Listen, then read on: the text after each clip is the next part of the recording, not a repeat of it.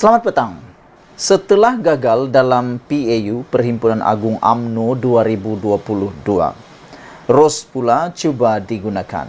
Apa cerita bosku? Ikuti terus ulasan dan kupasan ini. Tapi sebelum itu, tekan dulu butang subscribe untuk mendapatkan isu-isu terkini dari channel ini dan mengembangkan channel ini. Saudara-saudara sekalian, apa yang terjadi setelah gagal dalam PAU 2022? ROS pula cuba digunakan. Dua orang ahli UMNO menghantar aduan kepada Jabatan Pendaftaran Pertubuhan ROS sebagai bantahan kepada keabsahan usul tambahan di PAU 2022.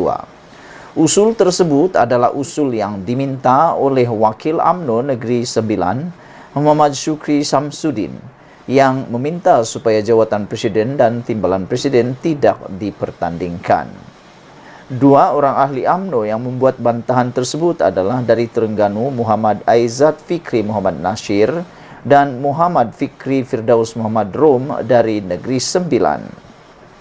Tindakan mereka mendapat pujian yang segera dari calon Barisan Nasional Sungai Buloh yang kalah dalam PRU 15 Khairi Jamaluddin. Well done guys, ada yang masih berani dan waras dalam UMNO, kata KJ. Pujian KJ kepada dua orang ahli UMNO itu pula mendapat respon daripada Speaker Dewan Undangan Negeri Johor yang juga adalah ahli MKT UMNO Dr. Puad Zarkasi. Berani atau dipergunakan, itu dipersoalkan oleh Dr. Puad. Sepatutnya orang ataslah yang buat aduan, kata beliau. Itu baru berani namanya. Jangan guna orang bawah, apatah lagi kalau bekas pegawai sendiri. Itu waras ke, sindir Dr. Puad Zarkasi.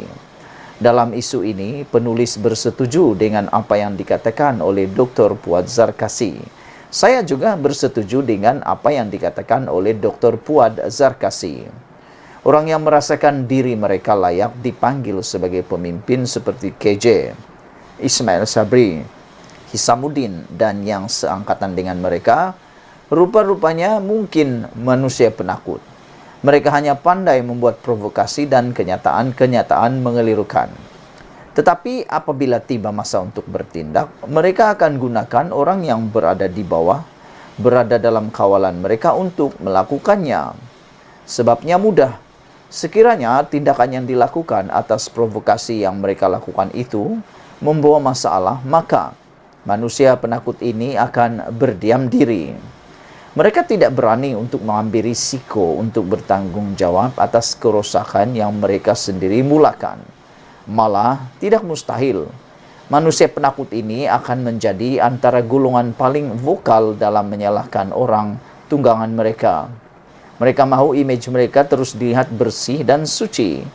Kepada ahli UMNO, apakah manusia penakut ini layak diangkat atau dipanggil sebagai pemimpin? Saudara, ini ditulis oleh daripada mykmu.com, ditulis oleh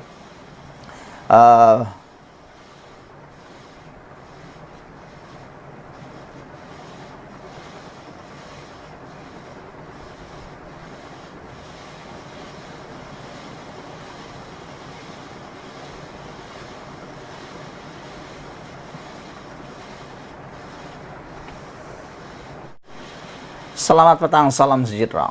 Sedekah untuk dapat undi pilihan raya itu rasuah. Itu kenyataan Datuk Seri Anwar Ibrahim yang terkini. Saudara, sedekah untuk dapat undi pilihan raya itu rasuah.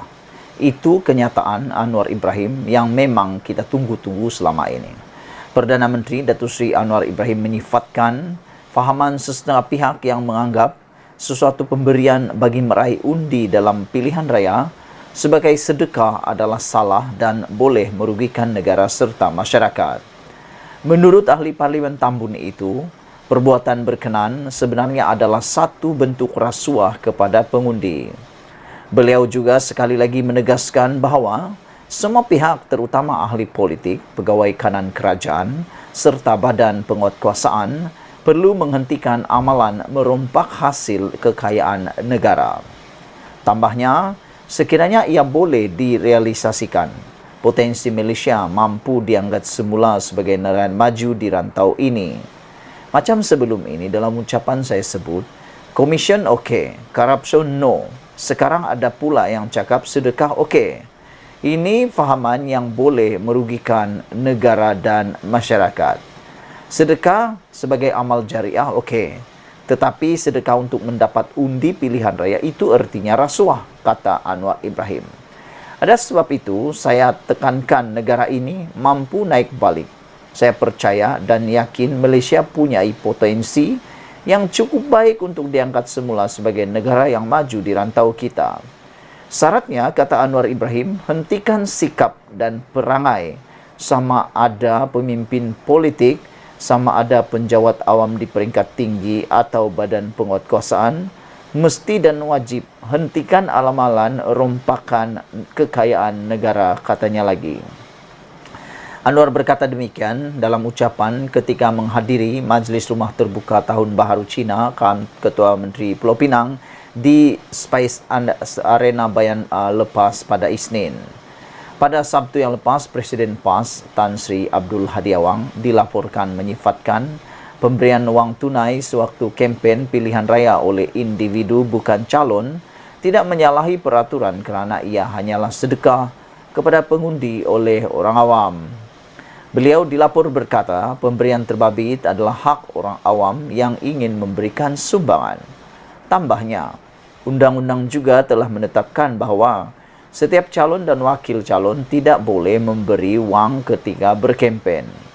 Beliau berkata demikian ketika mengulas tindakan UMNO Terengganu yang memfailkan petisyen bagi kerusi Parlimen Marang, Kuala Terengganu dan Kemaman dengan alasan wujud rasuah kepada pengundi di ketiga-tiga kerusi terbabit ketika kempen pilihan raya ke-15 PRU15.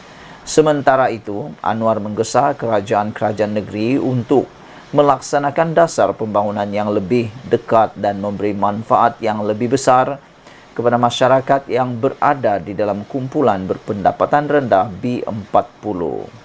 Tambahnya, semua pihak perlu mengamalkan semangat perpaduan yang tinggi selain menolak fahaman perkauman sempit yang menggugat keharmonian kaum dan agama di negara ini. Sedekah untuk dapat undi pilihan raya itu rasuah, kata Anwar Ibrahim. Saudara-saudara sekalian, saya amat tertarik dengan apa yang dikatakan oleh Anwar Ibrahim ini, dan yang lebih menarik lagi, Ketua Pesuruhjaya SPRM Malaysia juga secara pribadi telah mengatakan sedekah atau sumbangan ia tetap rasuah.